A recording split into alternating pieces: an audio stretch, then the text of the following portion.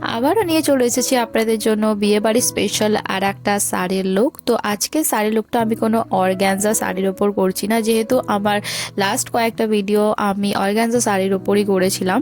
কিন্তু আজকের লুকটাকে আমি একদম প্রপারলি বিয়েবাড়ির মতো বাঙালি বিয়েবাড়ির কে মাথায় রেখে করেছি। তো আজকের লুকটা ক্রিয়েট করার জন্য আমি নেভি ব্লু অ্যান্ড রেডের ওপর সুন্দর গোল্ডেন কাজের একটা বেনারসি সিল্ক শাড়ি নিয়ে নিয়েছি।